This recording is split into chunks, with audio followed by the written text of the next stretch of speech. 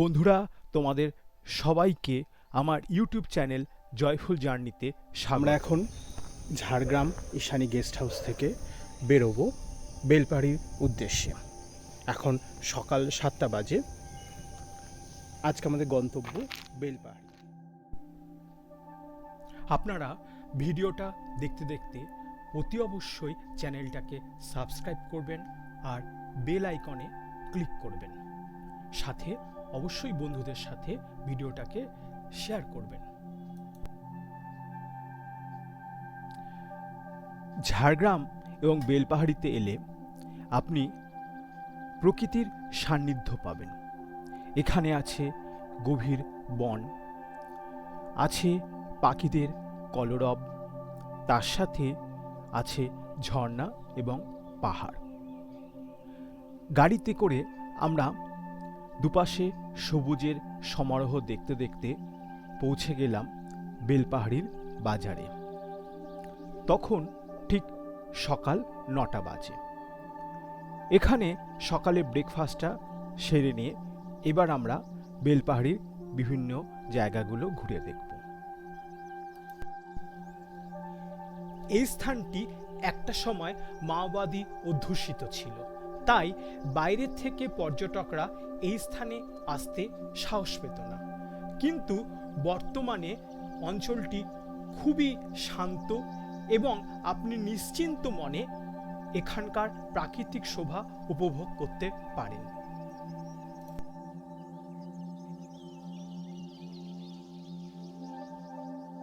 শোনেন, এই সাইডে গেলে হচ্ছে গাছিনি পাহাড়, অসাধারণ সুন্দর জায়গা আপনাদের আমি দেখালাম। চারিদিকটা সবুজে ঘেরা।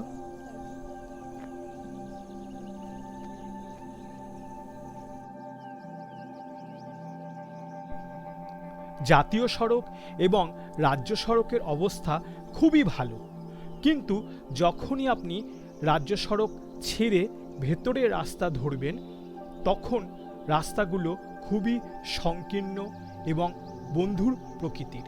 বিশেষ করে পাহাড়ের দিকে যাওয়ার রাস্তাগুলো খুব এবড়ো খেবড়ো, উঁচু নিচু, তাই এখানে সাবধানে গাড়ি চালাতে হয়। আমরা এখন গাড়ি নিয়ে সোজা নিচের দিকে নামবো, তারপর হঠাৎ করে ওপরে উঠব। অপোজিট দিক থেকে যদি কোনো গাড়ি আসে তাহলে তাকে সাইড দেওয়ার কিন্তু কোনো জায়গা নেই। দেখতেই পাচ্ছেন রাস্তার অবস্থা কি বাজে। পাহাড়ের ওপর থেকে ঝর্ণার জল নেমে রাস্তাগুলোর অবস্থা আরও সঙ্গীন করে তুলেছে। তবুও আমরা এত কষ্ট করে গারাসিনী পাহাড়ে যাচ্ছি, কারণ এই পাহাড়টি স্থানীয় মানুষদের কাছে অত্যন্ত পবিত্র। এখানে দুটো মন্দির আছে, একটি গুহা আছে এবং পাহাড়ের নিচে আছে লাহিড়ী বাবার আশ্রম।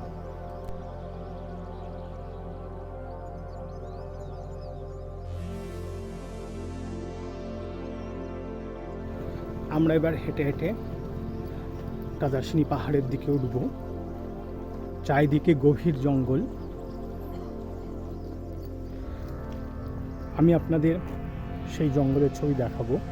এখন আমরা আশ্রমের দিকে যাব, কাদাসিনী আশ্রমে। চলুন দেখে নেওয়া যাক রাস্তাটা কেমন।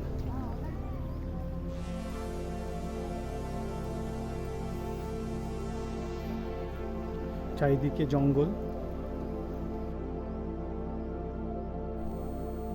পাহাড়।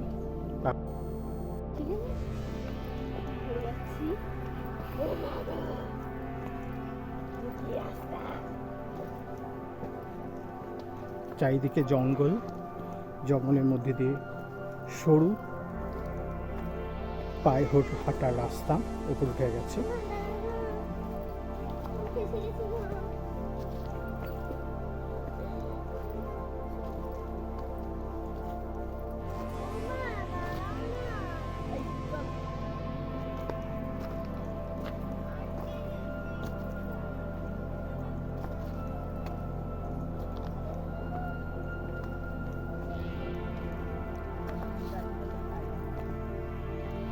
চারিদিকে গভীর জঙ্গল, মাঝে সরু পায়ে হাঁটার রাস্তা।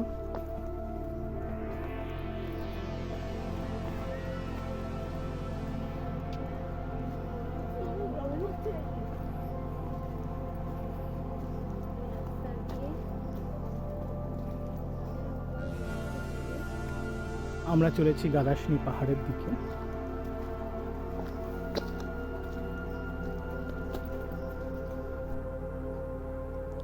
আপনি যদি ট্রেনে করে ঝাড়গ্রাম এবং বেলপাহাড়ি ঘুরতে চান তবে হাওড়া থেকে অনেক ট্রেনই ঝাড়গ্রামে আসে। বেলপাহাড়ির কাছাকাছি রেল স্টেশন হলো ঝাড়গ্রাম। সেখান থেকে আপনি বেলপাহাড়ি এবং ঝাড়গ্রাম ঘুরে দেখতে পারেন। হাওড়া থেকে মোটামুটিভাবে সব ট্রেনই 2 থেকে 2.5 ঘন্টার মধ্যে ঝাড়গ্রাম পৌঁছে যায়। সকালের দিককার ট্রেনে আসাই সমীচীন হয়, কারণ সারা দিনটা হাতে থাকে ঘোরার জন্য। সকাল 5:40-এ সাঁতরাগাছি ঝাড়গ্রাম মেমু লোকাল পাওয়া যায়, যেটা 9:10-এ ঝাড়গ্রাম পৌঁছে যায়। এছাড়া আপনি 6:20-তে শতাব্দী এক্সপ্রেস পাবেন, জনশতাব্দী এক্সপ্রেস। 6:30টায় আপনি ইস্পাত এক্সপ্রেস পাবেন। তারপরে সকাল 10:10-এ ঘাটশিলা মেমু এক্সপ্রেস পাবেন। এছাড়াও অনেক ট্রেন আছে, তবে আপনি গাড়ি করেও এখানে আসতে পারেন। কলকাতা থেকে গাড়িতে ঝাড়গ্রামের দূরত্ব মোটামুটিভাবে 150 কিলোমিটার মতো। এখানে আসতে প্রায় 4 ঘন্টা টাইম নেবে গাড়িতে।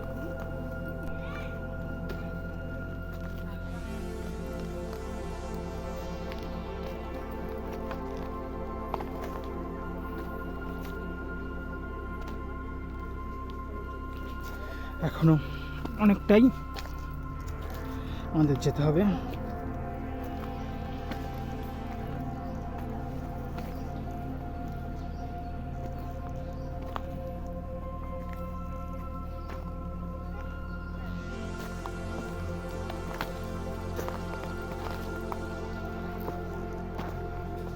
দূরে একটা মন্দির দেখা যাচ্ছে।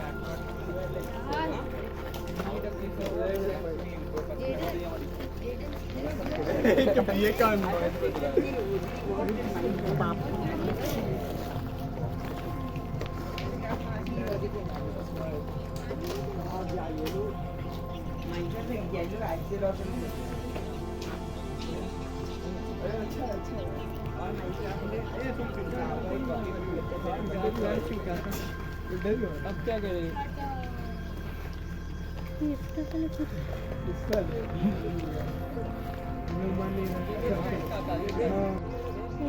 অবশেষে আমরা পাহাড়ের উপর এসে পৌঁছালাম।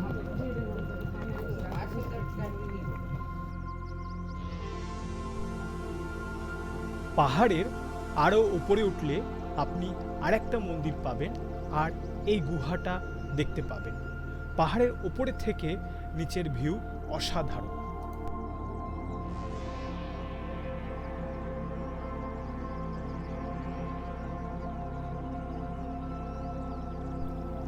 চারিদিকে চোখ জোড়ানো অসাধারণ সবুজের সমারোহ দেখতে দেখতে চললাম খাদারানি লেকের উদ্দেশ্যে। এই পাহাড়ের পাশ দিয়েই যে রাস্তাটা গেছে বাঁ দিক দিয়ে, সেই রাস্তাটা সোজা লেকে গিয়ে উঠেছে। আবার অন্য একটা রাস্তা দিয়েও লেকে যাওয়া যায়।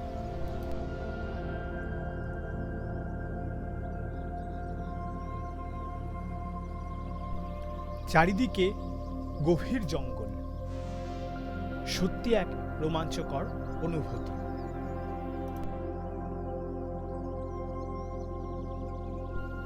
খাদারানি লেকটি বেলপাহাড়ির কাছে আমলাশোল গ্রামে অবস্থিত।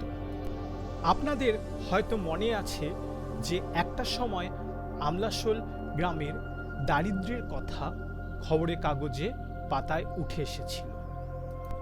কথিত আছে যে বামফ্রন্ট সরকারের শেষের দিকে আমলাশোল গ্রামের বহু মানুষ না খেতে পেয়ে মারা গেছিল। সেটি কতটা সত্য বা কতটা মিথ্যে তা দেখার দুর্ভাগ্য আমার হয়নি, কিন্তু বর্তমানে গ্রামগুলোতে ঘুরে আমার এই অনুভূতিটা হয়েছে যে সরকারি বিভিন্ন জনদরদি প্রকল্পগুলো গ্রামের ঘরে ঘরে পৌঁছে গেছে। ফলে এখানকার মানুষেরা এখন সাধারণ লেকের ভিউ, সন্ধ্যাবেলায় যখন সূর্যাস্ত যায় তখন সূর্যের আলো এই লেকের মধ্যে পড়ে, তখন আরও সুন্দর লাগে এই লেকটাকে। অসাধারণ লেক। আমরা লেকের জলে নামবো কিছুক্ষণ পর। চারিদিকটা নিরিবিলি পরিবেশ, অনেকক্ষণ সময় সুন্দরভাবে কাটানো যায় এই লেকের মধ্যে। লেকটি বেলপাহাড়ি থেকে 11 কিলোমিটার দূরে আর ঝাড়গ্রাম থেকে 49 কিলোমিটার দূরে। লেকের প্রাকৃতিক সৌন্দর্য অসাধারণ। দেখতেই পাচ্ছেন এটি অনেকটা বড় লেক এবং লেকের দূরে পাহাড়ের সারি দেখা যাচ্ছে। লেকের মধ্যে যদি বোটিংয়ের ব্যবস্থা করা যায় এবং এখানকার যোগাযোগ ব্যবস্থা যদি আরেকটু উন্নত করা যায়, তবে এই অঞ্চলকে ঘিরে পর্যটনের উজ্জ্বল সম্ভাবনা আছে।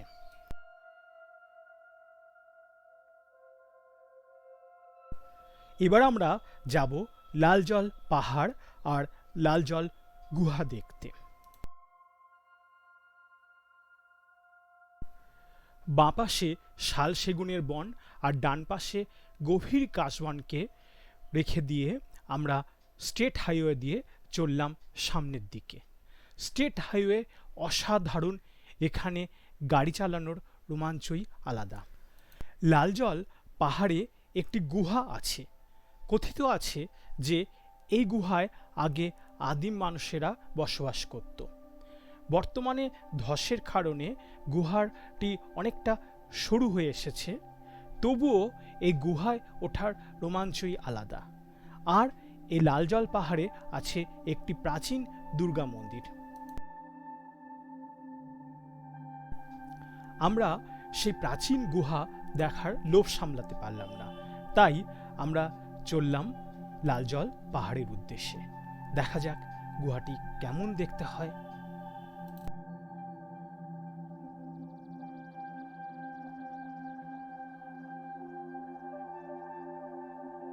এটা হচ্ছে লালজল দুর্গা মন্দির, একটা প্রাচীন মন্দির কিন্তু ভগ্নপ্রায় হয়ে আছে। তুলসী মঞ্চ,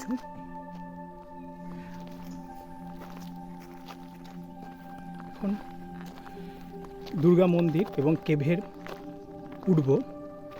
এখানে একটা গুহা আছে পাহাড়ের ওপরে, আর এখানে নতুন তৈরি একটা দুর্গা মন্দির আছে। চলুন দেখা যাক দুর্গা মন্দিরের মধ্যে কি। ওই যে দেখুন দূরে কেভ, আর ওইখানে দুর্গা মন্দির, সবুজ রঙের বিল্ডিংটা, তা নতুন তৈরি দুর্গা মন্দির। আমরা এখন পাহাড়ের উপর উঠছি কেভে। এটা খুব একটা উঁচুতে না, এই হলো লালজল পাহাড়ের গুহা, আমরা গুহার মধ্যে পৌঁছে গেছি।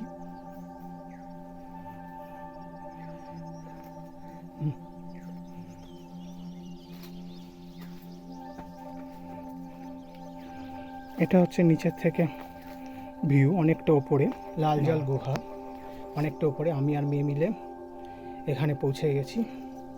আমাদের পেছন দিকটা গুহা। এবার আমাদের নামতে হবে। নামাটা খুবই কষ্টকর, কারণ অনেকটা খাড়াই পাহাড়, খুব সাবধানে নামতে হবে। অ্যাট লাস্ট আমরা দুজনেই অক্ষত শরীরে পাহাড় থেকে নামতে পেরেছি। ঘাগরা জলপ্রপাতের কাছে চলে এসেছি আমরা। কিছুক্ষণ পর ঘাগরা জলপ্রপাতে এই যাব। ঘাগরা জলপ্রপাত, এই জলের স্রোত চলে যাচ্ছে। পড়ন্ত বেলা সূর্য জলের ওপরে রং ধরিয়েছে, অসাধারণ সৌন্দর্য। বন্ধুরা, আমি দাঁড়িয়ে আছি এখন ঘাগরা জলপ্রপাতের কাছে। অসাধারণ এই সৌন্দর্য।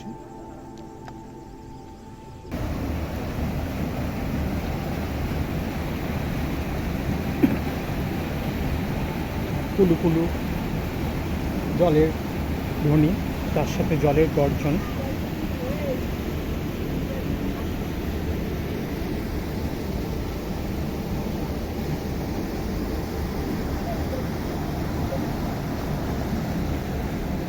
পাহাড়ের পাথর কেটে জলধারা সৃষ্টি হয়েছে। এই জলধারা ছোট্ট,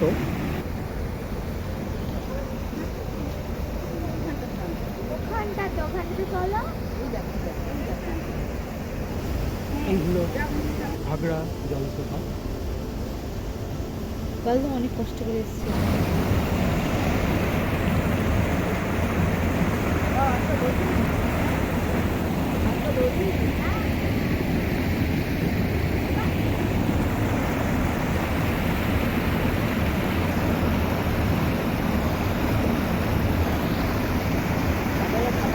এটা হচ্ছে পিকনিক স্পট।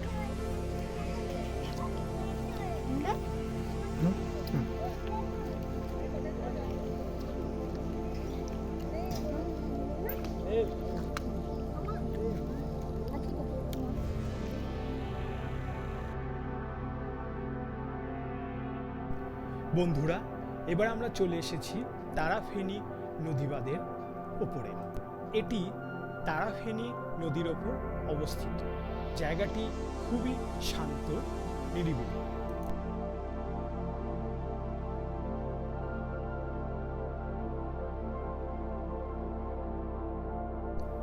আমরা রাতেই বেলপাহাড়ি থেকে ঝাড়গ্রাম ফিরে এলাম। পরের দিন আমরা চললাম কনক দুর্গা মন্দির দেখতে। এটি 500 বছরেরও বেশি পুরনো মন্দির। কথিত আছে যে চিল্কিগড়ের রাজা গোপীনাথ সিং এটি প্রতিষ্ঠা করেন।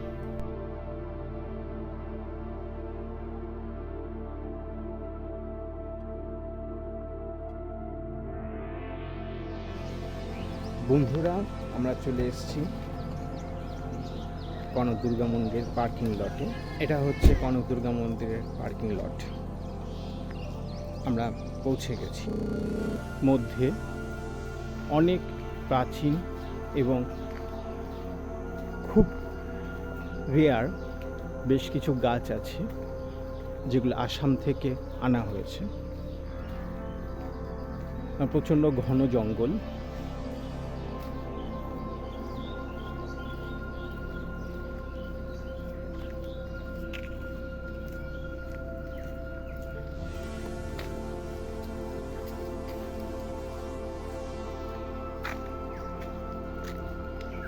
কিছুক্ষণ পর যাব কনক দুর্গা মন্দিরের উদ্দেশ্যে। প্রায় চলে এসেছি। এই মন্দিরে সংলগ্ন স্থানে প্রাচীন একটা মন্দির ছিল। সেখানে প্রাচীনকালে নরবলি প্রথা ছিল। পরবর্তী সময় সেটা বন্ধ হয়ে যায়, কিন্তু এখনও এখানে অষ্টমী রাতিতে আপনার পাঠা দেওয়ার বলি প্রচলিত আছে। এই মন্দিরটা 500 বছরের বেশি পুরনো। প্রথম যে দুর্গা প্রতিমাটা ছিল সেটা সোনার আবরণে মোড়া ছিল, কিন্তু 1960 সালে এই বিগ্রহটি চুরি হয়ে যায়। পরে অষ্টধাতুর মূর্তি তৈরি করা হয়, কিন্তু মাওবাদী আন্দোলনের সময় দুবার এখান থেকে মূর্তি চুরি হয়ে যায়। বর্তমানে যে মূর্তিটা আছে সেটিও অষ্টধাতুর মূর্তি। এই চুরি প্রতিরোধের জন্য এখন এখানে সর্বত্র সিসিটিভি ক্যামেরা লাগানো আছে। শুধু এই মন্দিরটা না, যারা প্রকৃতিকে ভালোবাসেন, এই মন্দিরের আশেপাশে স্থানে যে খুব সুন্দর গাছ আছে এবং ঔষধি গাছের সংগ্রহশালা আছে সেটা আপনারা দেখতে পারবেন। আপনারা দেখতে পাচ্ছেন যে প্রচণ্ড ঘন একটা বন, কিন্তু এই পুরোটাই কিন্তু আপনার ঔষধি গাছে পরিপূর্ণ। এর মধ্যে বেশিরভাগ গাছ কিন্তু এখন আপনার বিলুপ্ত প্রায় অবস্থায় চলে এসছে। দেখুন এখানে কতটা ঘন বন। এখানে গরমকালেও সূর্যের আলো ঠিকঠাকভাবে প্রবেশ করে না, ব্যবহৃত হয়। এটা হচ্ছে সেই হাড়িকাঠ যেখানে বলি প্রদত্ত হয়।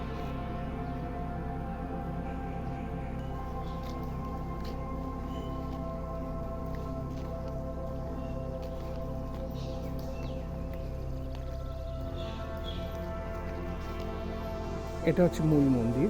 সকাল 9টায় এটা খুলবে। আমরা একটু আগেই চলে এসেছি, সকাল 8টাতে চলে এসেছি। মন্দির খোলার জন্য আমরা অপেক্ষা করব। মন্দির খুললে আমরা মন্দিরে ঢুকব। এটা হলো অতিথি নিবাস। আপনারা যদি মন্দিরে উৎসবের সময় এসে থাকতে চান বা এখানে, তাহলে এখানে থাকতে পারেন।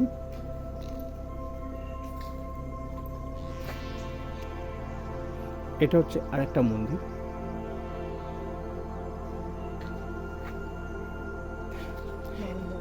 এখান দিয়ে ডুলুং নদীতে যাওয়া যায়।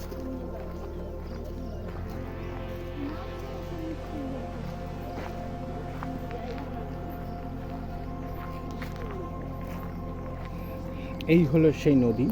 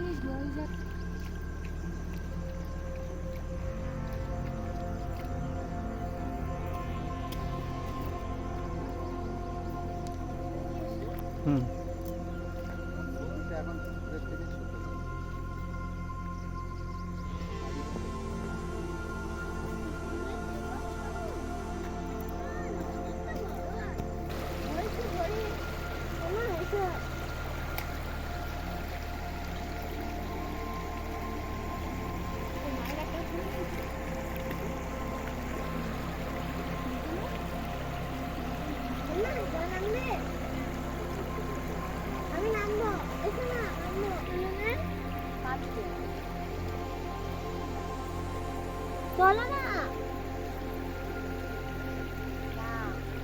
কেন?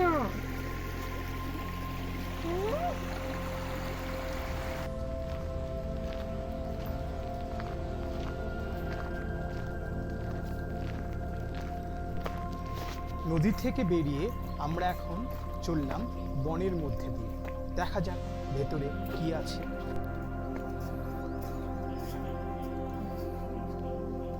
নিচে গভীর জঙ্গল।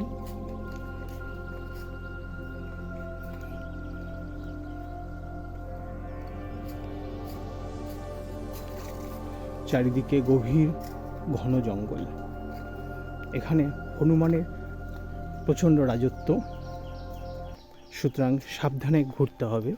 যে কোনো সময় কিন্তু হনুমানরা আপনাকে আক্রমণ করতে পারে। বন্ধুরা, এবার আমরা চলে এসেছি চিল্কিগড় রাজবাড়িতে।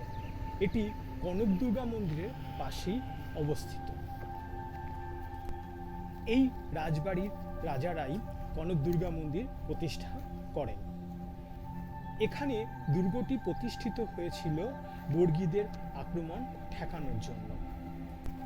দুর্গটির ভেতরে প্রবেশ করতে দেওয়া হয় না, তাই বাইরের থেকেই আমরা চলুন দুর্গটিকে দেখে নিই।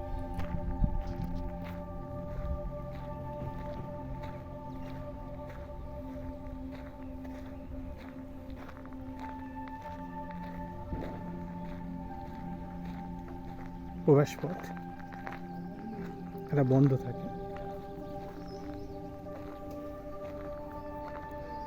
ওপরে বর্তমানে যারা এটা রক্ষণাবেক্ষণ করছেন তারা থাকেন।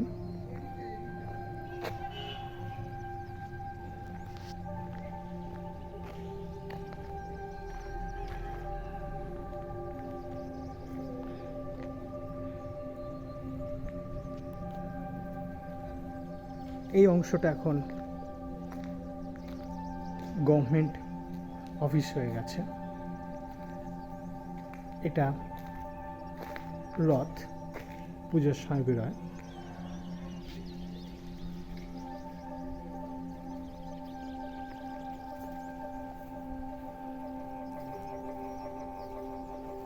এটা রাজবাড়ির সামনের দিকটা।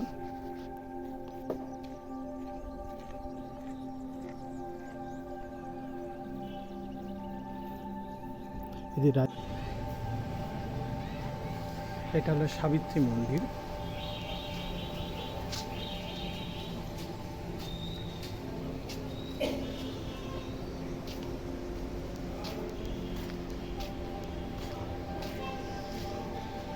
মন্দির এখন পুজো পাঠ হচ্ছে।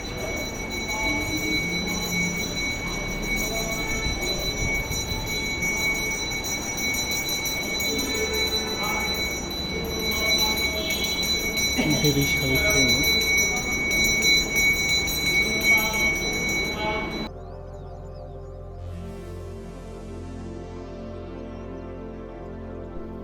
এটি ঝাড়গ্রাম রাজবাড়ি।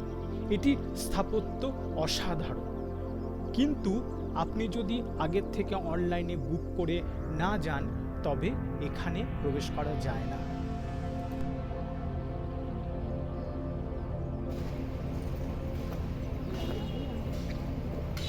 এই হলো জঙ্গলমহল জুলজিক্যাল পার্ক।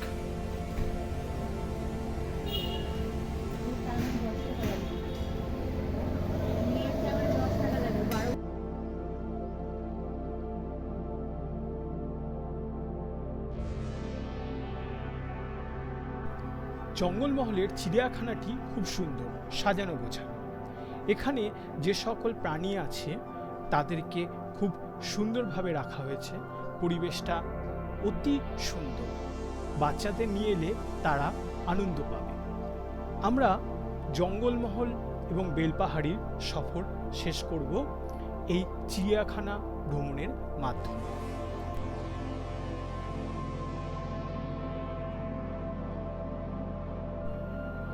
ঝাড়গ্রামে এবং বেলপাহাড়িতে থাকার অনেক গেস্ট হাউস এবং টুরিস্ট লজ আছে।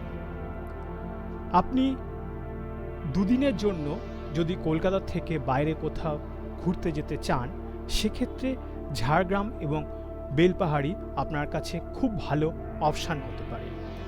2 রাত 3 দিনের মধ্যে আপনি ঝাড়গ্রাম এবং বেলপাহাড়ি ভালোভাবে কভার করতে পারবেন।